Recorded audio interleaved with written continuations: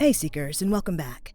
I'm your host Julienne Irons, and today we're exploring the father wound through an energetic lens with the help of astrology.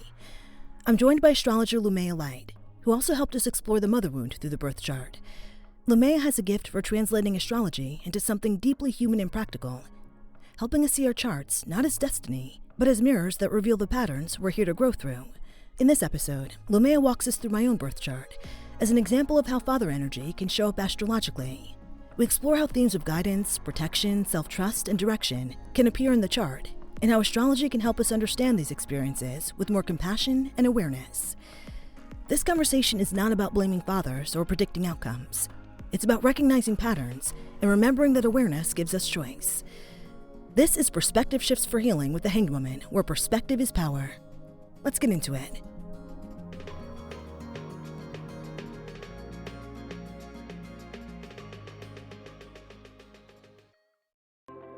Hey Seekers, if you're building a business and something feels off, like you're doing all the right things but the momentum still isn't there, it might not just be a strategy problem.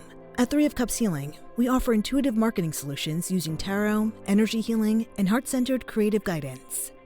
Because the way you feel in your business shapes how you show up, how you make decisions, and how you grow. We help emerging business owners turn inner alignment into outward momentum, so your business can grow with more ease, clarity, and intention. Seekers, if you're ready to build your business in a way that actually feels supportive, book a free consultation with us at 3ofcupshealing.com. Your vision, your magic. Let's make it real. Together. That's 3ofcupshealing.com.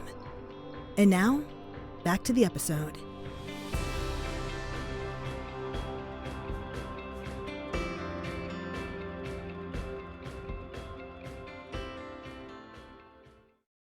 Lumea Light. I am so excited and nervous and I've got butterflies in my stomach right now because the last time we sat down for the mother wound episode, you just blew me away, and I feel so lucky to have you back here. It really just makes me feel so grateful for your presence, and thank you for being here. Oh, I really appreciate that. And thank you for having me back. I'm really excited to go a little bit deeper this time. Yeah. Preliminary meeting for this episode, you were like, how deep do you want to go? And I was like, let's just do it. And I think maybe that's part of the reason why I'm a little nervous right now. Because I'm like, oh my God, Mother Moon is really deep. Oh, what What did did she she find? find? Yeah. Let's just talk about my gifts. Let's just do that. No? All right. So, Miss Lumea Light, for anybody who hasn't listened to your Mother Wound episode, can you just share a little bit about yourself and how you came to the work that you do? Yeah, absolutely. So, I consider myself to be a mystic who uses astrology as a tool for self-understanding. So my spiritual awakening happened about 16 years ago, back when none of this was cool or mainstream. So I was one of those weirdos.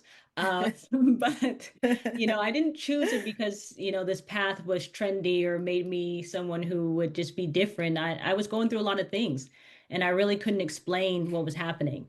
A lot of toxic relationships were coming in my life, friendships that didn't really see me, jobs that were draining my soul, bosses and work environments that were just really suffocating, and partners who didn't honor me. Mm, And I was really in survival mode, and I needed answers that went deeper than what I was getting. And when I finally looked at my astrology chart, something clicked. I could see that these weren't random experiences, but they were part of my curriculum, my design. And that's the single shift that really like turned the lights on for me. And so I shifted from thinking like what's wrong with me to oh, this is what I'm here to learn. And that's when everything changed. And it didn't erase the pain or really lessen the pain of any of the lessons that I had, but it gave me meaning. And yeah. now I help others find that same shift, even if it's just the comfort of knowing that the way you are isn't something to fix, it's something to understand and work with. So, Linnea, when people hear father energy in astrology, what are we really talking about? Just to clear the misconception, a lot of people usually think it means that you're just talking about your dad, right? But it's so much bigger than that. So we're really talking about three key areas here. The first area is the sun. So most people know their sun sign, that's the zodiac sign. But what it is and what it represents is your core identity. So who you are at your deepest level. Now, in its lower expression, we're going to be talking about the ego. But in its highest expression, we're talking about your soul. And it's also the part of you that needs to be seen and validated. It's how you're also felt when you walk into a room. So, how you're experienced by others, the energy you carry. And if your experience of being seen and validated was shaped by a father figure who was absent, critical, or inconsistent, the sun energy gets distorted early on. And so, this is one of the things we're going to get to as we talk about the father wound. The second area is Saturn. So Saturn is more of the grandparent energy of astrology. It's the authority figure in your life. And here's something important. The authority figure isn't just your biological father, and it's not always a man. So it could be a grandmother, an aunt, a mother who carry like both roles if you came from a single parent home. Whoever laid down the law, set the boundaries, and defined like what was expected of you. And then there's the 10th house, where all of this becomes visible. The 10th house is the arena of your career and your legacy. So it's the public space where you step out of the home and into the world as a mature and separate adult. And it's where you build something that requires structure, discipline, and consistency. So when we talk about the father energy in your chart, we're really asking, how equipped are you to show up with maturity and intentionality to bring forth that which you're here to create? And if that energy was inconsistent or absent growing up, the chart shows us exactly where those gaps live. And then also how you can start filling those gaps from within yourself. Ooh, juicy. Okay, so when we look at our birth chart, where does this kind of energy tend to show up for us? Yeah, so there's three houses I go to first. And I want to walk through each one with specific placements so listeners can start recognizing this in their own charts if they happen to have any of this energy. So the first area I've already mentioned is the 10th house. And this is where I look for wounds around authority and achievement. So if Saturn's sitting in the 10th house, this can show up as a father who has extremely high expectations, but very little emotional warmth. So you're only as good as your last accomplishment. And there's really no celebrating. It's just like, all right, that was nice. What's next? But one thing to note is that Saturn is at home in the 10th house. So even though this energy can feel cold and uninviting, it is designed to help you propel your career and your legacy in the right light. So it's really helpful for Saturn to be in your 10th house. Chiron in the 10th can point to a public wound connected to your father's reputation. It can also carry this deep feeling of being unqualified to take up space professionally, like you're about to be exposed because you're some type of fraud or imposter. Imposter syndrome is seen a lot with this placement.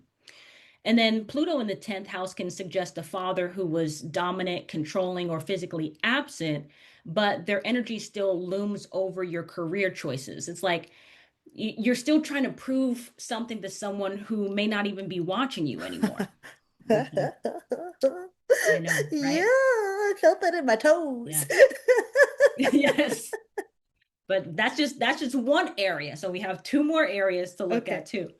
So the second area is the fourth house. And this is where we see wounds around the roots and belonging. And we talked about the fourth house quite a bit when we were covering the mother wound, because the father and mother are both present in the fourth house. They both heavily influence the fourth house because the fourth house is your foundation, it's your home, it's your sense of safety. And when the sun is in the fourth house, and for example, let's say it's heavily afflicted, and afflicted means that there's some challenges happening. Say it's squaring Mars or Saturn and also is also present in the house.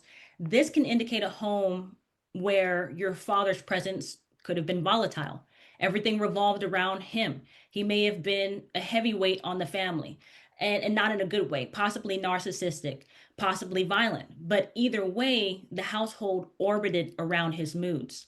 If you had Neptune in the fourth, this often points to a father who just wasn't there, whether this was physically, emotionally, or both. And maybe this could have been due to addiction or escapism tendencies. But what's left is this aching sense of longing for a connection that never fully materialized. And then there's the south node in the fourth, which can indicate a karmic detachment from the father's lineage, something your soul is actually designed to move away from in this lifetime, even though it can feel like a loss.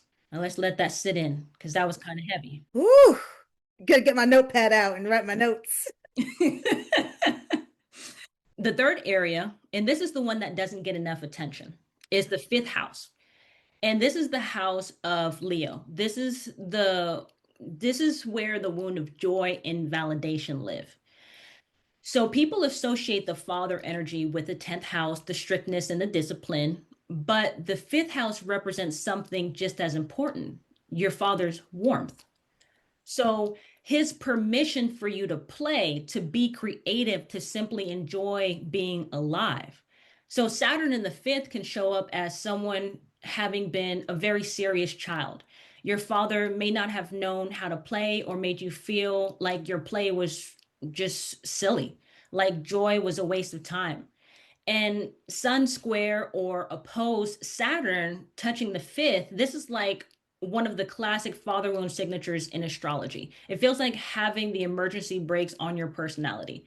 You're always waiting for permission from an authority figure, permission that never comes, to experience joy on your own terms. So those are the three major areas and some placement examples that I would look for. You talked about like the aspect of like control and dominance and how we can find that in our charts, right? So a lot of us grew up associating father energy with control or dominance. When you're reading a chart, how do you see the difference between that and healthy father energy? When I'm looking at a chart to understand someone's experience of their father, I'm not labeling the fathers as good or bad. I'm looking at whether the placements are afflicted or supported, because the same planet can express very differently depending on the aspects around it. And this is important because it shows that father energy isn't inherently harmful. It's all about how it was challenged. So let me give some examples. The first is the sun. We've already talked about the sun in the fourth house being heavily afflicted, and this applies to the 10th house too. When the sun is challenged there, the energy feels like power over, right? So the father needs the spotlight. His identity overshadows yours. And with Pluto involved, there could be some secrecy, inappropriate dynamics, a sense of powerlessness, like the rules keep changing and you can never quite get your footing. So, as a child, you may grow up feeling like your light isn't safe to express because it threatens your father's.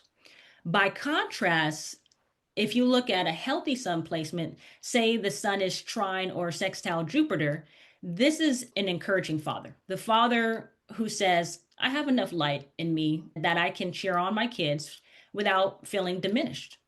And he builds your core sense of I am without competing with you for that space. So as a child, you grow up believing that you have permission to shine. The second example would be Saturn. When Saturn makes hard aspects, squares or oppositions to the moon or Mars, this often shows up as a father who was all discipline, no warmth. And there's a very important distinction here. There's a difference between a father who's building your character and a father who's trying to break your spirit. Hard Saturn aspects can feel like the latter, right? So the rules weren't there to protect you, they were there to control you. And for the child, the message becomes my emotions aren't safe or my anger isn't allowed. Now, in contrast, Saturn in its own sign, say Capricorn or Aquarius, or making supportive aspects, shows a father who models healthy structure. He creates boundaries that feel like safety and not fear. And he shows you that discipline is something you build for yourself. It's not something imposed on you to keep you small. So that child learns that structure is actually a form of love. Two planet examples, two totally different experiences. And then the third example involves the 10th house more broadly. So when Mars or Pluto sits in the 10th, this can create a father whose career or public reputation becomes the family's identity. So there's this unspoken expectation, or sometimes a very spoken one, that you're going to follow his path. And if you don't, there's this real threat of being outcasted or rejected or losing your place in the family. And so as a child, they learn that belonging is conditional, it's based on performance. But when you have a supportive relationship between the 10th house ruler and, say, the first house, this flips completely. Now your father is using his status and experience to open doors for you, not to force you down his road, but to create opportunities for you to find your own. And so he's modeled what success looks like, and he trusts you to define it for yourself. And so the child ends up learning that they can build something on their own and still belong to a community. Okay, Lumea, do you think that we have a really good foundation to go into my chart? Yes, absolutely. Okay, great. So we're going to use my chart as a mirror for everybody. But before we do that, how do you usually help people look at like the tougher parts of their chart without turning it into something's wrong with me, like we talked about earlier? Because I'm afraid Don't that I'm gonna be. see the hard things in my chart. But I Mhm. know what we learned from the mother wound, so I know it's not true, but there's still this like fear in me that I'm like, oh my God, I'm gonna find out something's wrong with me. Yes, that is a great question, and do not fear, do not fret. One of the most important things I do when I'm reading someone's chart is reframe what they're looking at, because most people come into astrology already afraid of what they'll find. They've Googled their placements, read something terrifying, and now they're all like, "Oh my God, I'm doomed." So, the first thing I want people to understand is that your chart is not a diagnosis, it's a curriculum. So, your soul is in a classroom. And those difficult placements, those are not punishments. Those are the courses your soul specifically chose because it wanted to build certain spiritual muscles, things like resilience, boundaries, self trust, faith. And those are muscles that can only be developed through experience. You can't read your way into resilience, you have to be tested. So there are really no bad placements and there are no bad charts. There are just different levels of complexity. So some people have what looks like easier charts, and that's not because they're more blessed. It might mean their soul is in an earlier stage of working on that particular area. So let's think of it like them being in pre-K, while others who have more difficult aspects are in advanced courses and might be in high school or in college even, or working on their PhD. And if you're looking at your chart and it feels heavy, and if you see those squares and oppositions and you think, why me? I want you to consider that your soul trusted you with that level of difficulty. It chose you for that advanced work. And here's what I've seen again and again: the people with the most complex charts, the ones who've walked through the hardest experiences, are the ones who eventually become the most powerful guides for others. Because you can't lead someone through something you haven't survived yourself. And those placements that felt like your greatest burden, they become your greatest gift, not in spite of the difficulty, but because of it. So the goal isn't to escape your chart, it's to pull the lessons out of every experience and let the wisdom become how you lead, love, and support others. Yeah, what an amazing perspective shift that is. Because I know a lot of us are going through hard times right now, and perhaps if we looked at our chart and we were able to see it in a different way, like see what we're going through in a different way, it might give us more peace. From what I learned from you last time is I've just sort of been looking at it all and being like, okay, I can't help anybody deal with situations like this unless I know what it's like, unless I go through it. And that's literally been a guiding light for me, like a North Star for me. I'm so glad. And I don't want to get too far off of the conversation, but I do want to add that right now, universally, there's a lot of souls here who are finishing up their training because there's a shift in power that's happening, and there are many who are going to be rising to lead. And we are leading from a place of authenticity, which is something that has not happened in a very long time. So there's a lot of people being exposed, a lot of leaders who are being exposed for misuse and abuse of power. And those people will be displaced, and the true leaders will rise. So, yes, there's a lot breaking down, but there is a lot to gain from all of this. So, Lumea, looking at my chart, what stands out to you about father energy, especially early in my life? Yeah, so the first place I want to go to for your early life, of course, is the fourth house, the foundation, like we talked about. That's the home you grew up in, the emotional atmosphere of the household. And so you have Saturn in the sign of Virgo there, and it's retrograde. So let me unpack what that means in real terms. So Saturn in the fourth house already brings a seriousness to the home. And we talked about that earlier. But in Virgo specifically, this tells me that the household was very focused on getting things right. So the details mattered, the chores, the schedule, how things looked, how you presented yourself. There was this fixation on doing things the correct way. And what happens when the focus is zoomed in on the details is that the big picture tends to get lost. And the big picture in a home is that emotional safety and unconditional love. So the feeling of you're enough just as you are, even when the dishes aren't done. This brings me to two different things. Okay. And we talked about religion in the Mother Wound episode. And that's one of the things that's coming up for me is how we had to do religion a certain way, right? If we didn't do it the way that like my parents, specifically my mother, said was right, then we were doing it wrong, right?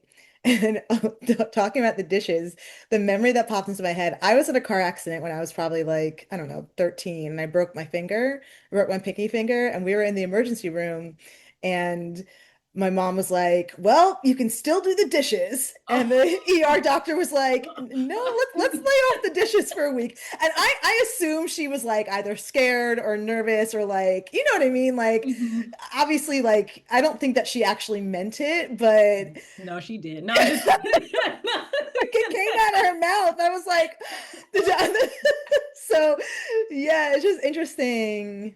Wow, that is Yeah, so, yeah, that's very interesting. I use that analogy, and that's the reality of what happened. So, wow. right. Wow. Yeah. So, diving more deeply into that is support from your father figure was likely very practical. So, providing for the family, making sure the house was in order, keeping things running. And that is love in his language. But the emotional availability, the warmth, the softness, that wasn't really part of the equation. There was probably like this unspoken code that this is how you should behave, this is how a young woman conducts herself, these are the standards. And it's funny because you just mentioned that with all of, the with the religious order and how everything was expected of you. And then here's where the retrograde becomes really important, because Saturn retrograde means that this wasn't loud. So there probably weren't really explosive arguments about this in your house. It was more of a quiet knowing, like just this ambient feeling that warmth had conditions and structure was the priority. And that kind of wounding is actually harder to name, because when nothing dramatic happened, you don't always feel like you have permission to say that affected me, but it did. Now, your fourth house and your 10th house sit directly across from each other. They're on an axis. So, whatever happens at your root in the home directly shapes what you're building towards publicly. And in your 10th house, in the sign of Pisces, you have your sun conjunct Mercury.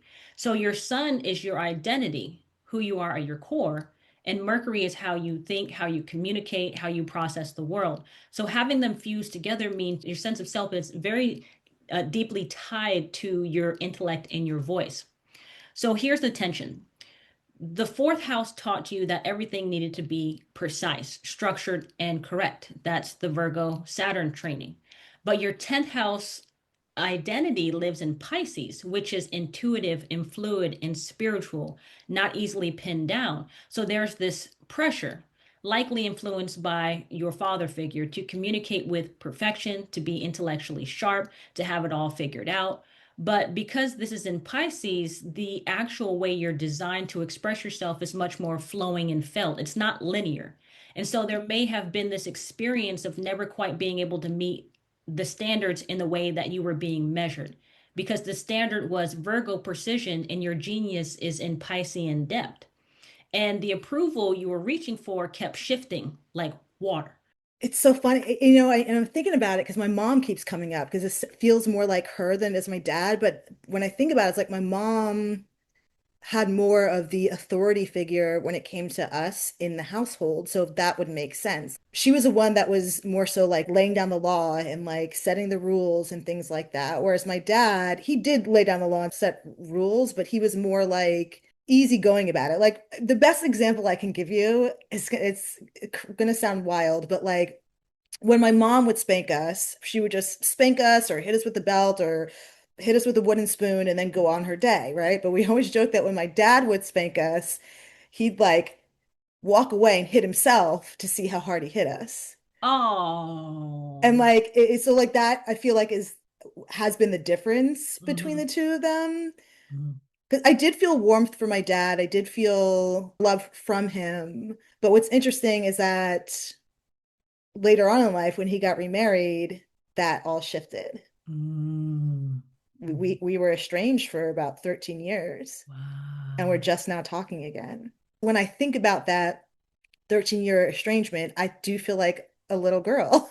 With your father wound, earlier I had mentioned that, it didn't have to be your biological father. It could also be someone who represents the authority. So it sounds like your mother played more of a dual role in your household growing up, and your father took more of like a submissive or passive type of stance in the home, which shows up as a different type of wound because of his absence. I don't know if he was like so much absent than if he was like quiet, but that quiet could fill in as absence. But he still played with us and we did fun things. This is good. We're digging into the good stuff. So I'm just really curious about how your father energy is showing up in that 13-year absence. That's what I was referencing. Where does that live in your chart? If your father took on more of like the passive role and not necessarily the authoritative role, then his energy could probably show up more in your moon, which sits in your fifth house of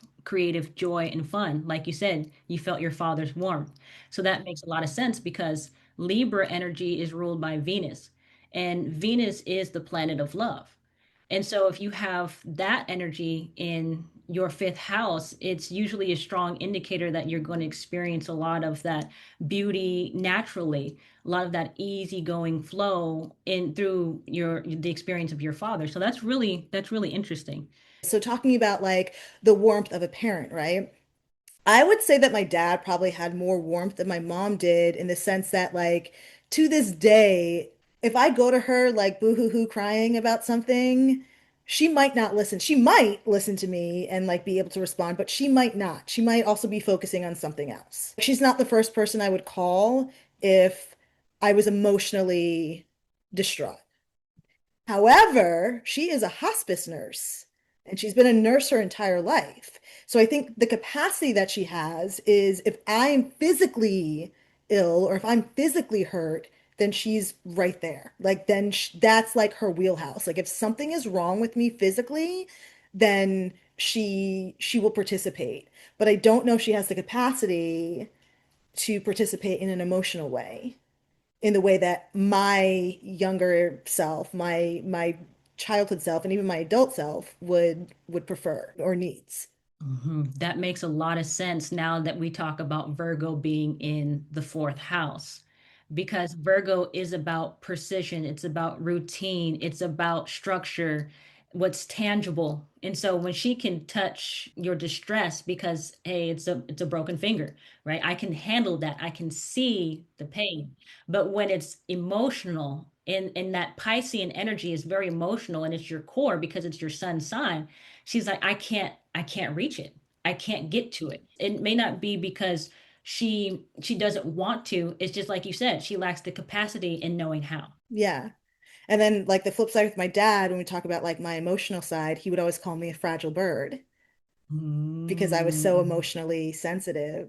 That was his nickname for me, a fragile bird. But he saw it though. He Yeah. saw what you were. Yeah. He's also a And Pisces too. So uh, he knows. He knows. Isn't that's incredible? mhm. Okay. What sign is your mother? Leo. A Leo. Okay, Hmm. that's really interesting. So, of course, it's a fire sign, and fire burns water, so it turns into steam. So it makes a lot of sense in how she kind of like offsets some of that soothingness of your water. Because I mean, you think about it, the sun, it boils water. Like the heat from the sun will boil water, and so it's heating you up and it makes you uncomfortable. Versus your dad also being a Pisces, so his water's merging with your water, and so it just creates more water. So Yeah, that makes so much sense. that's interesting. Wow. Oh, okay.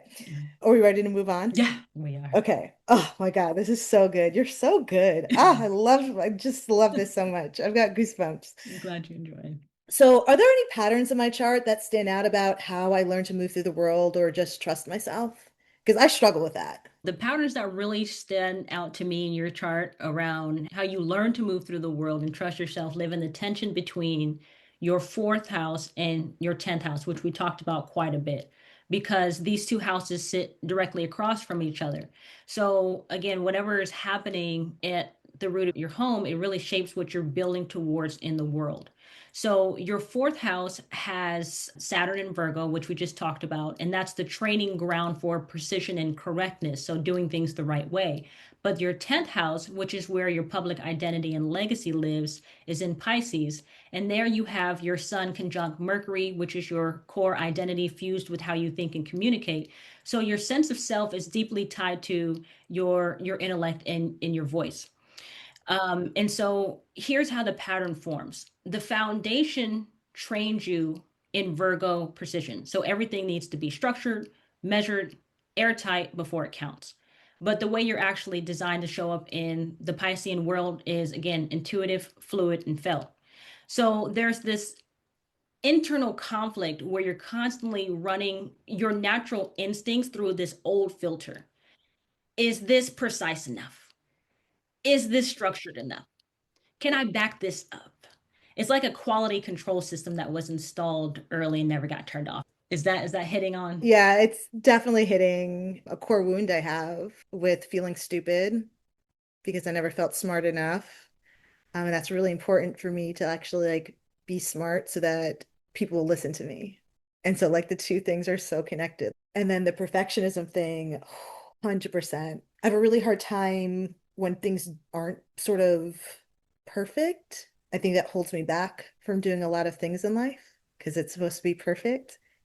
And now I'm working on just trusting my instincts and being in flow and listening to that like gut feeling and acting on it, even if it feels like it's not the perfect time or whatever that might be. I love that. I love that you're working through that energy because that's exactly what you need to be doing. And it's so amazing.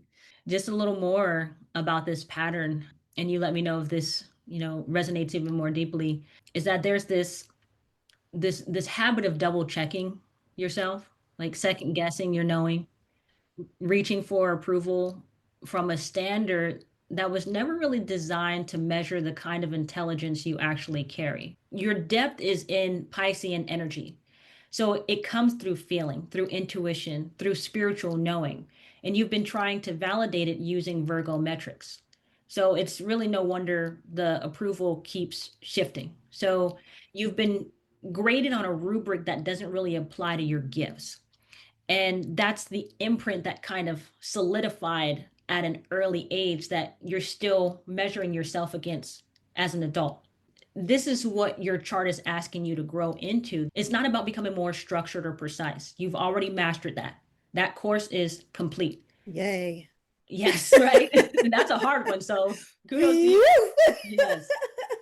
So your growth really lies in, like you said, learning to trust what you're feeling before you can fully explain it, to lean into your intuition and to develop your own inner knowing without needing any external authority to sign off on it first.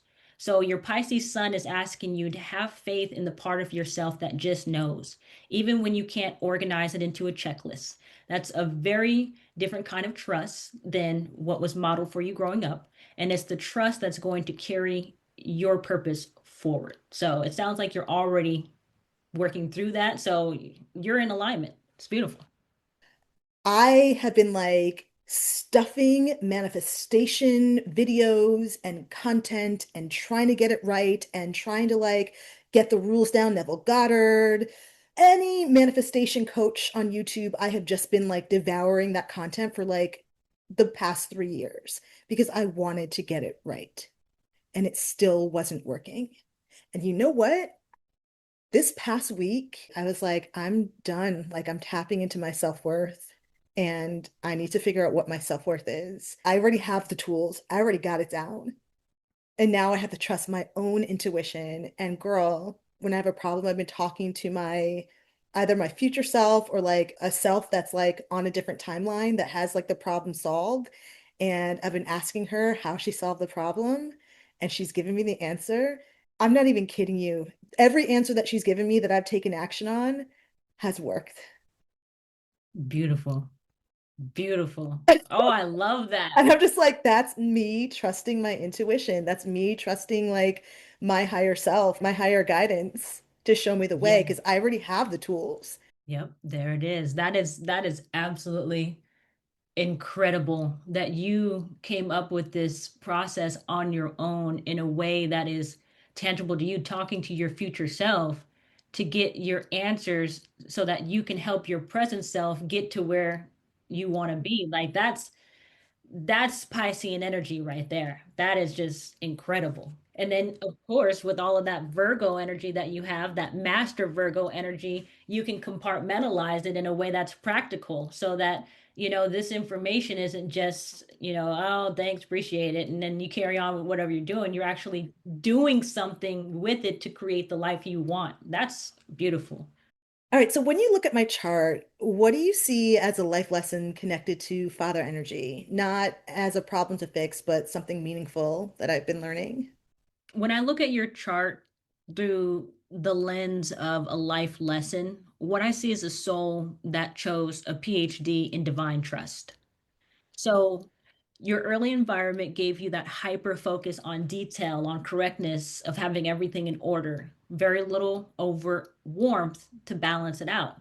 And when you grow up in that kind of environment, the lesson you internalize is that safety comes from control. If I can just get every detail right, if I can just anticipate every problem, if I can just be precise enough, then I'll be okay. Then I'll be protected. But here's what your chart is showing me: that environment wasn't meant to break you, it was meant to teach you through lived experience that you cannot control your way into safety. So that strategy has a ceiling, and your soul already knew that when it chose this chart. So the real lesson is to stop trying to manage the universe and start trusting the divine orchestration that's already happening on your behalf. So your father wound isn't just a wound, it's actually teaching you how to become your own source of warmth, how to hold yourself with the tenderness that wasn't consistently modeled, and how to release this belief that you have to be perfect in order to be protected. Because the truth is, the world is not relying on your perfection, it's waiting for your trust. And when you let go of that Virgo need to get every detail right before you feel safe, you step into your real power. The Pisces knowing that says, no matter what it looks like on the surface, I am fundamentally okay. Not because I've controlled every variable, but because I trust what's carrying me. I think that's what religion did to me because religion made it so that I didn't trust God and I didn't trust the divine and I didn't trust the universe. And now I'm learning how to trust God, universe in my own way. It's making my trust in God and my trust in the universe and the trust in myself because I am God a lot stronger. It's a beautiful lesson. And because you have a Pisces sun, your sun represents something that you're aspiring to. So you haven't fully embodied this energy yet. So you're learning to tap into spirituality.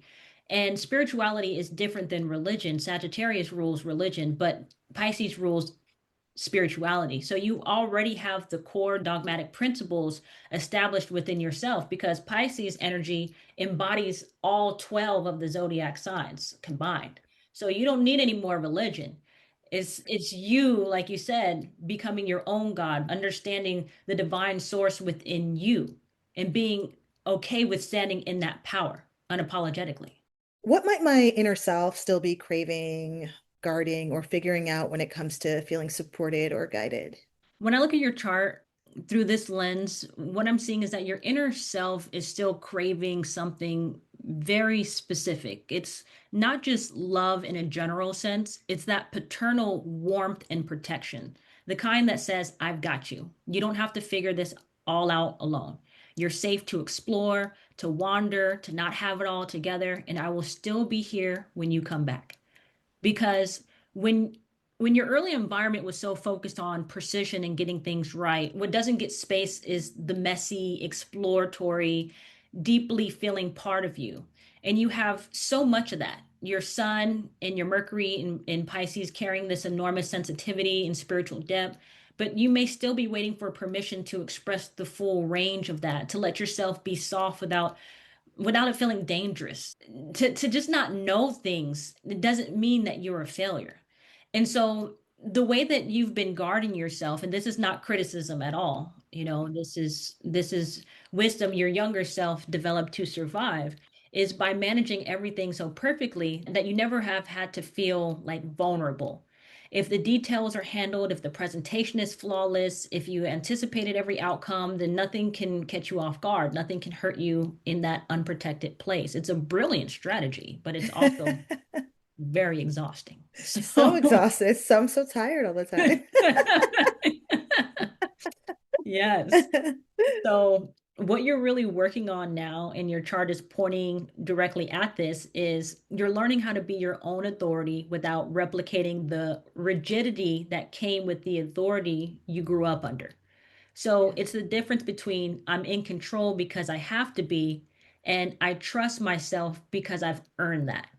So you're moving from searching for steadiness outside of yourself in systems and approval and perfection to realizing that the steadiness was always yours to give. So everything, of course, is just shifting your awareness internally so that you become solidified as this source. And here's what I want you to know. You're already doing this work. Okay. The fact that you're sitting here exploring this conversation so openly, letting me read your chart in front of an audience of a million people who see this, that's not Bring it. that's Yes, a million people. I would let's love do that. it. I claim it. I receive it. That's right. Come on down, y'all. No, that's not something someone does when they're still fully behind a wall hiding. So Right. you are leaning into learning how to father yourself. And you're giving yourself the warmth and that soft place to land, the permission to explore that your childhood structure didn't consistently offer. And that's not a small thing. That's the entire lesson in motion. So you're living it right now. It's beautiful. Thank you for showing us how to do this. Oh, you are welcome. It is my pleasure. Let's talk about my favorite part of my chart, okay? It's my favorite part. It's the best part.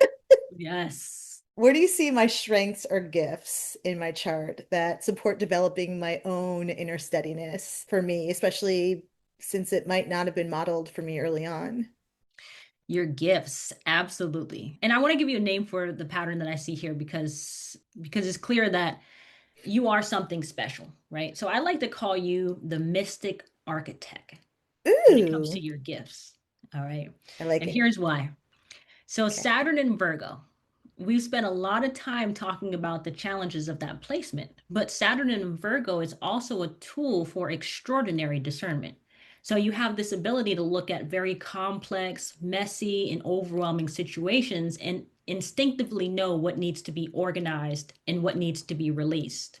So you can see the structure inside of the chaos. And because your sun in Pisces sits at the other end of the axis in your 10th house, you have this rare gift of being able to take deeply spiritual and emotional concepts, things that most people feel, but they can't really articulate. And then you can give them a framework that people can actually see. Hence the Hanged Woman podcast that we're on right Yeah. now, right? People Yeah. are seeing this, they're hearing this, right? And you're really taking these enormous healing concepts and you're building a structure around them so listeners can walk through them step by step. This is not just content. This is your legacy expressing itself in real time. Now, the second gift I want to talk about is your moon in Libra. So, Libra is ruled by Venus, which we talked about. And so there's this deep connection to beauty, harmony, and grace in your emotional nature. So having that as your moon sign means your instinct before you even think about it is to create environments that feel balanced, warm, and aesthetically and emotionally nourishing. And here's why that matters in the context of the father wound. That moon is acting as a natural counterbalance to Saturn's coldness in your fourth house, the very thing that your early environment lacked: softness, warmth, and emotional beauty. And so your moon has been quietly generating on its own your entire life. You didn't learn that from your environment. That's something that your soul brought with you as a tool to help you. Mm. And interesting that your father's energy seems to be connected to that as well. And then the third gift is your sun in the 10th house itself. We talked about the pressure of that placement, but the strength side is that your light, your presence, your energy is highly visible. So people feel you before you say a word. And the gift that's emerging, and this came up when we talked about the mother wound too, is your ability to lead. But not in the way authority was modeled for you. You're transforming what leadership looks like. Remember, I talked about the leaders being primed? Yep, Yeah. you're one of them. So, what you're doing is you're moving from control to compassionate guidance, from rigidity to let me walk alongside you in your journey. And that's the evolution your chart has been building towards. And you're not becoming the mystic architect someday because you already are one. It's so funny when we talk about like seeing the chaos and understanding it, Mhm. because I have this belief that there is no such thing as chaos. Mhm. Chaos is just things that are arranged in a way that we don't understand it. Whoa, that's a takeaway. I never understood that, why I believe that. Because it's like not something that's modeled to me, like, you know, but I've always deeply knew that there's no such thing as chaos. Yeah, it's part of your toolkit. Okay, Seekers, I think this is a really great place to take a break. We'll be right back with the episode. Here's a perspective shift. Your business doesn't need more pushing, it needs alignment. At Three of Cups Healing, we offer intuitive marketing solutions using tarot, energy healing, and heart-centered creative guidance. We help emerging business owners turn clarity into momentum and vision into action. So, Seekers, if you're ready to grow your business with more intention and ease, book a free consultation with us at threeofcupshealing.com. Your vision, your magic. Let's make it real. Together. That's threeofcupshealing.com. And now, back to the episode.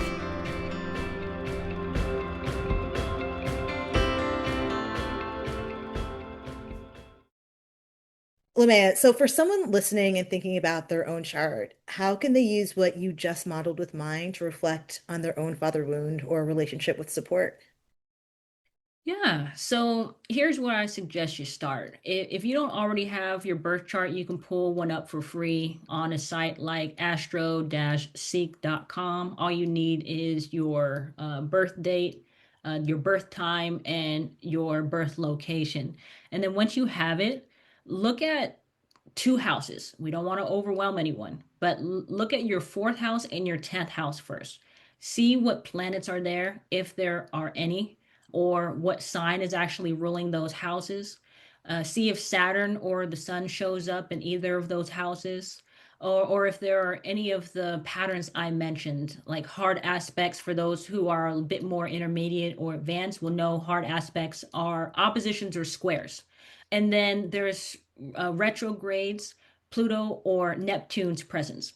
So you don't need to interpret everything right away. You just want to notice what's there. Then you want to check your sun and your Saturn more broadly. So, what signs are they in? What aspects are they making to each other and to other planets? These two planets carry the father energy in your chart. So, their relationship tells you a lot about how you internalize authority structure in your sense of identity. And then, and this is the part that doesn't really require any astrological knowledge at all, but just sit with a few honest questions. So, ask yourself, do I feel like I need permission to shine? Not in theory, but in your actual life, like at work, in relationships, and how you show up. Are you still waiting for someone to give you the green light before you fully express yourself? And then ask, are you holding back because somewhere inside of you, there's this invisible wall that says, not yet, not you, not like that? And if any of those land, that's not a diagnosis again. This is just your chart showing you the classroom that you're in. So when people start to notice those patterns, how do you help them see that they were coping, not failing? If people start to notice these patterns and they're focused on more coping, what I typically see is someone who is trying to overcompensate. So for their presence. So this can show up in someone's workspace where they're doing way too much, and they do so not because they're trying to benefit the company or the organization, but because they want to prove that they are important. Okay. Mm, And so this is a really important thing to stop doing because it's going to stress you out, yeah. and people can feel that. It's like this neediness energy that comes from that. And then internally, you're externalizing this validation. And so you're susceptible to individuals who take advantage of that. And you can easily be misguided when someone tells you all of the right things that make you feel good about yourself. So that's one of the main areas that I see when someone's coping through this father wound. A lot of the behaviors that a person exhibits as well is just walking around life aimlessly, because what the father provides is direction. So Yeah. beyond structure is just, how do I get to where I need to go? And when someone doesn't have that type of guidance, they run into all different types of situations until they either recognize, hey, I need to, figure this out, and I need to, get somewhere more stable and steady, or until they run their lives into the ground and they find Yeah. themselves in predicaments that are very difficult to get out of. The first thing to do really is recognize, and your chart is going to help you do that so that you can see where these patterns are, and then you can start working with this energy before things get too out of hand. Mhm. How can astrology support someone in developing their own inner sense of support or steadiness when external authority didn't feel safe growing up? Yeah, so when external authority didn't feel safe, when the people who were supposed to model steadiness for you were inconsistent or absent or controlling, astrology offers a way to recolonize your own life. And I use Mm. that word intentionally, recolonize, because many of us are still living in a version of ourselves that was built around someone else's expectations, someone else's rules, someone else's emotional climate. And the work is really to reclaim that authority as your own. And there are three places in the chart I encourage people to start with. The first is your first house, and this is your front door. This is the first thing that the world sees when it meets you, and it's the first place you need to reclaim. So, your first house is about realizing that you are the primary occupant of your life, not your father's expectations, not the roles you were assigned. The first house as who are you when nobody else's rules apply? And whatever sign is in that house and whatever planet lives there, that's your starting point for self authority. The second is Mars. So if you didn't have a father who modeled healthy protection, your Mars shows you your own blueprint for it. Your Mars sign and the house that it's in tells you how you were designed to fight for yourself, how to set Mhm. boundaries, and how to protect what matters to you. So many people with father wounds have a complicated relationship with their Mars because they either never saw healthy assertion modeled, or they saw aggression and decided that any form of standing up for themselves was dangerous. So your Mars gives you permission to access that energy in a way that's entirely your own, not a copy of what was modeled and not a rejection of it either. The third is the eighth house. This is where we stop being the victim of what was done to us and we start becoming the alchemist of our own power. So the eighth house doesn't ask you to forget what happened. It asks you to let it fuel something greater than the wound. These three areas really show you that the steadiness you've been searching for outside of yourself has been part of your energetic DNA all along. You were never missing it. You were just looking for it in the wrong direction. Are there ways that people can consciously work with certain placements or cycles to build more self-trust over time? Knowing where the medicine lives is one of them. But the question becomes, how do you actually work with it? And this is where astrology goes from being interesting to practical. So, starting with the first house, the way that you consciously build self trust here is by making identity choices that come from you rather than from your inherited expectations. So, look at the sign on your first house cusp and ask yourself, am I actually living this energy, or am I living a version that was approved of? If you have an Aries rising, for example, are you letting yourself lead and take initiative, or are you still asking for permission? If you have a Cancer rising, are you honoring your sensitivity as strength, or are you still apologizing for having needs? And the practice is very simple but not easy. Every day, make one choice that reflects who your chart says you are rather than who you were trained to be. And that's how you recolonize, one decision at a time. So with Mars, the conscious work is about learning your own language of protection. So find your Mars sign in the house it's in and start, paying attention to how you handle conflict, how you set boundaries, how you address anger. Not how you think you should handle them, but how you actually do. So if Mars is in a fire sign, for example, you might need to express anger physically. So with movement or exercise, raising your voice in a safe space before you can really think clearly. If Mars is in a water sign, you may need to process the emotion before you can take any action. And there's no wrong way to do Mars, there's only your way of doing the energy. And the healing happens when you stop borrowing someone else's version of strength and then trusting your own. And then for the eighth house, this is the deep work, and it doesn't happen overnight. So the eighth house responds to honesty, radical, uncomfortable honesty, about what you're still carrying that isn't yours. So therapy, shadow work, astrology itself, these are all eighth house tools. But the simplest starting point is asking yourself, what am I holding on to that I think protects me, but is actually keeping me stuck? Because the eighth house isn't about letting go of everything, it's about letting go of what's already dead so something new can grow in its place. And then beyond the individual placements, I want you to know that there are some cycles and transits that naturally support this work. So when Saturn transits your first house, life is asking you to redefine yourself. When Mars makes a return to its natal position roughly every 2 years, it resets on how you assert yourself and protect your energy. And when planets transit your eighth house, transformation isn't optional. So it's happening whether you participate consciously or not. So you might as well participate. Yeah. Right? You might as well go all in. Go all in. Yeah. Yeah. Yeah. And the beauty of working with the cycles is that you really don't have to force growth. The universe has a curriculum and a timeline. So your job is really not to rush your healing. It's just to show up for class when it's in session. That's it. I love that. Show up for class when it's in session. You don't need to rush it. And also, like you said something earlier about there's no right way to do the thing. Like you do it in the way that works for you. That's Like right. there's no right way. There's only your way. That's right. And that's so empowering, Hmm.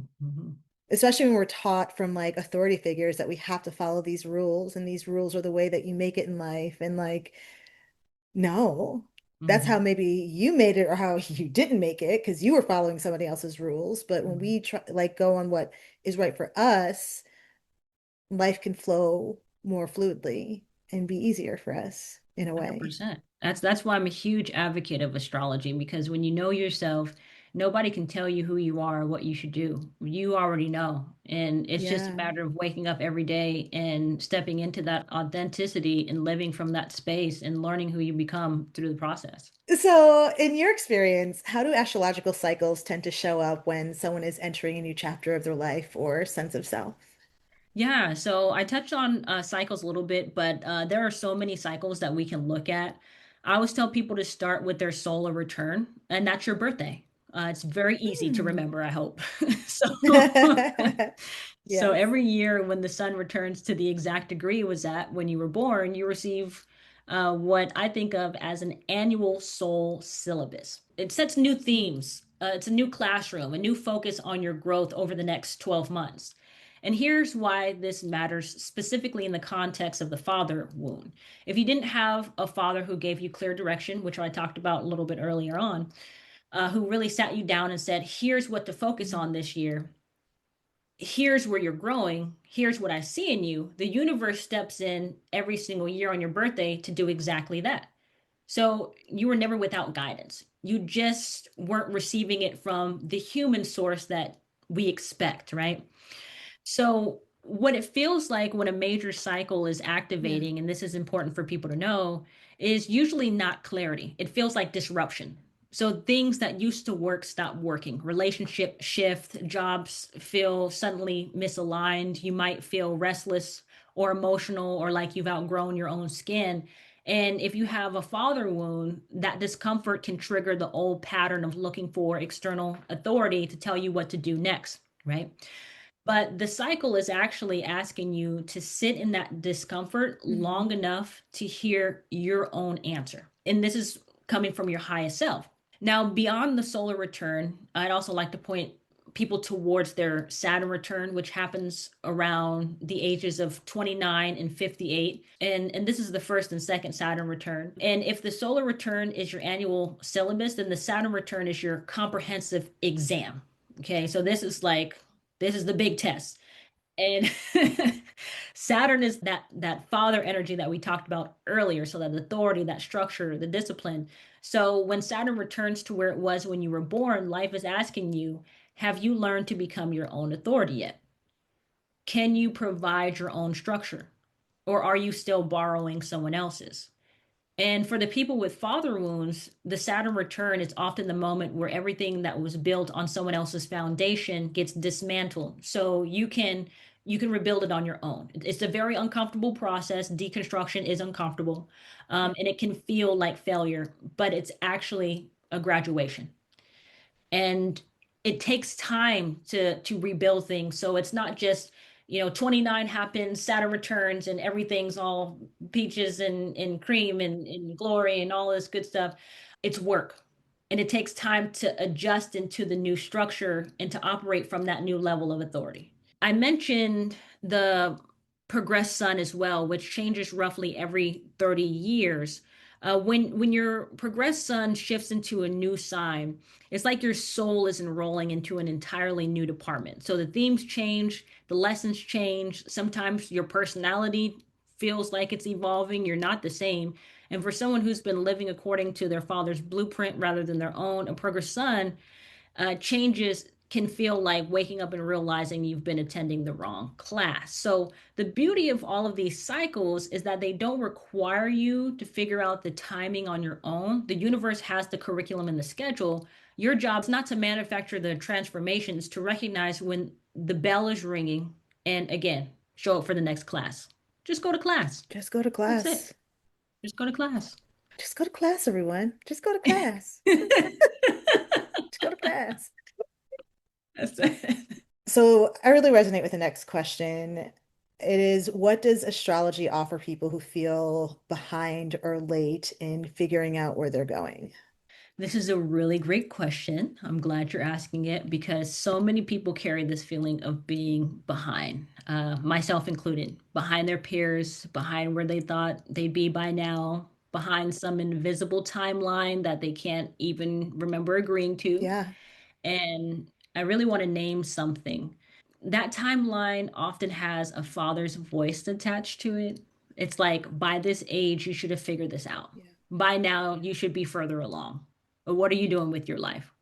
Whether those words were spoken out loud or just kind of absorbed through the atmosphere of the Mm. household, that pressure to hit milestones on someone else's schedule is one of the most common father wound patterns there is.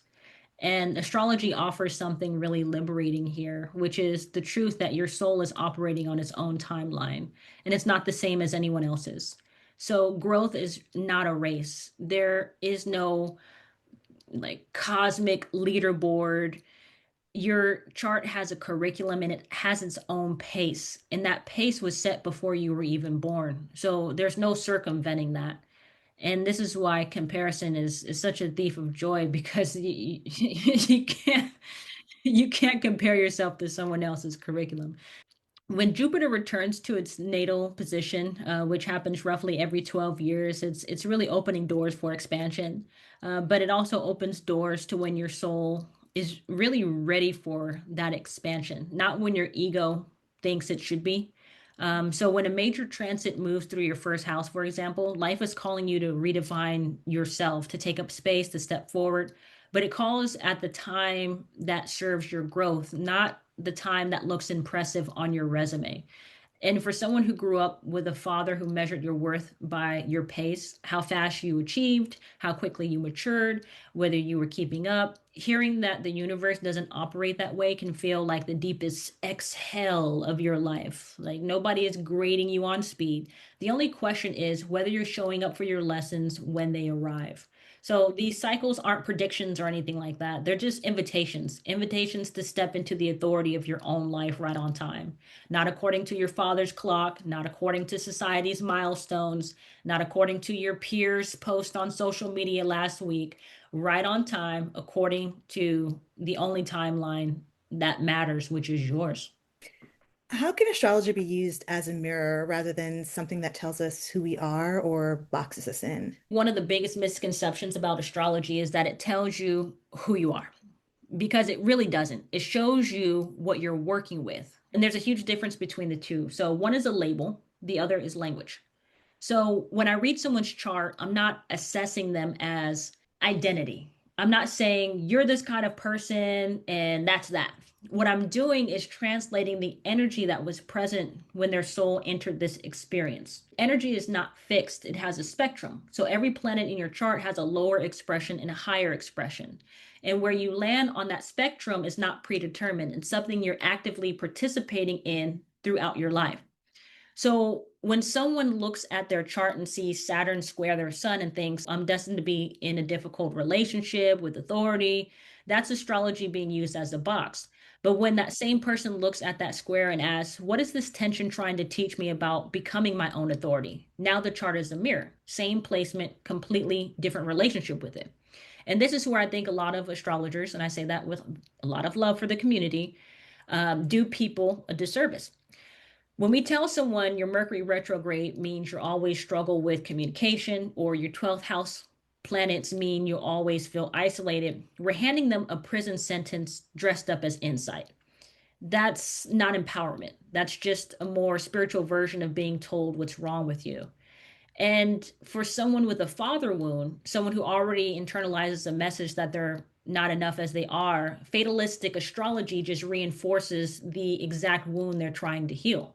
So the way I encourage people is to work with their chart and hold it loosely. Learn the language, understand the themes, but always remember that you are the consciousness moving through these energies. These energies are not moving through you. You have agency, you have choice. The chart shows you the classroom and the curriculum, but you decide how you engage with the material. You decide whether the Saturn square becomes your greatest limitation or your most hard earned wisdom. A birth chart should make you feel more free, not less free. And if someone reads your chart and you walk away feeling boxed in, that's not your chart's fault. That's an interpretation that forgot the most important thing, that you are bigger than any placement, any aspect, any transit. The chart is a map of the territory your soul chooses to explore, but you are the explorer, and the explorer is never the map. Hmm. So comforting and cozy. So cozy. How do Yeah. you encourage us to let our chart guide us without feeling defined or limited by it? A lot of what I just said is mainly focusing on the fact that you are an infinite being, and you have the right to use whatever tools you want to expand your awareness. And that awareness is going to shape your human experience. And so I really encourage people to connect with their highest self for guidance. Like you mentioned, speaking to the future version of yourself. You can talk to your highest version of self and ask, how should I use this to get to where I need to be? How can I use this to understand myself better? How can I use this to be more connected to the divine? Like, there's just so many things that you can ask your highest self. So I suggest to always use it with discernment and allow that energy in you to guide you into knowing that this is something to grow from, right? Every lesson here is a growth opportunity. This is not any type of label that's trying to make you feel like you're stuck. What's one belief about astrology or father energy you wish people would let go of? I wish people would let go of the belief that the father energy is only about restriction and discipline. Because when that's all you associate it with, you spend your whole life resisting the very energy that's trying to help you build. So, father energy at its highest expression is about creating the container that allows your soul's desire to come to life in a tangible way. It's how you take what lives inside of you, your gifts, your vision, your purpose, and give it structure so other people can actually experience it. So, father energy is how you co create with the universe. Discipline is part of that, absolutely. But the bigger picture is construction, it's architect, it's building something real from something sacred. And that's why healing the father wound matters so much. It's not just about resolving childhood pain, it's about clearing the path so that people who carry amazing gifts can finally bring them to life. When you heal your relationship with your father energy, you stop resisting structure and you start using it as the vehicle it was always meant to be. LeMay, if we could take just one thing from this conversation, what do you hope that it is? I hope all of the listeners realize that you are your own authority. You are your own father. No matter how deep the wound is, no matter how long you've been searching for someone outside of you to say you're enough, you're ready. You have permission. You don't need anything else. You never did. That validation was always yours to give to yourself and to others. And the fact that you're still here, still seeking, still growing after everything you've been through, if you're holding on to these wounds, or if you're someone who has these wounds, that's not evidence of how wounded you are. That's evidence of how strong you've always been. I felt that in my heart. Yeah. This has been such an amazing conversation. I feel like we have a resident medium, a resident neuroscientist, and I feel like now we have a resident astrologer the show because like you are so amazing and the gift that you have, I'm just so blown away by you and so grateful for you for being here and spending time with us. This has been this has been amazing and wonderful. So thank you so much for being here. I appreciate you. It's been my pleasure, and I really hope the audience gets value out of this and will go explore their charts as well Yeah. too. So I thank you for providing this structure, like we've talked about, Yeah. to have these types of conversations to help others. Yeah. Linnea, where can people find you if you'd like to be found? Yeah, you can find me on TikTok. My handle is Lumea, Lumea .light, Light. That's where I post regularly, every day, about intermediate or advanced astrology. So if anything we talked about today sparked your curiosity and you want to go deeper, that's the place to be. I also have a link in my bio with resources connected to both the mother wound and the father wound episodes. So if you're looking for starting points with your own chart, check those out. And lastly, I will be offering readings soon. So if you want to be the first to know when that opens up, join the waitlist through my link in bio, and I'll reach out to you as soon as they are available. Linnea, do you feel complete? I feel complete. Amazing. How about you? Yeah, I feel complete. Thanks for asking. Of course. So, Seekers, next week we'll close out the entire father wound theme with a powerful conversation about money and survival. I'll be joined by Vanille Makwakwa, founder of Wealthy Money, to explore how father wounds and spiritual or religious conditioning can shape our relationship with money, receiving, and worth. We'll talk about how beliefs around authority, approval, and even God can quietly influence how safe it feels to earn, hold, and receive money. Seekers, it's a perspective that might challenge some things you've been taught and open the door to a completely different relationship with abundance.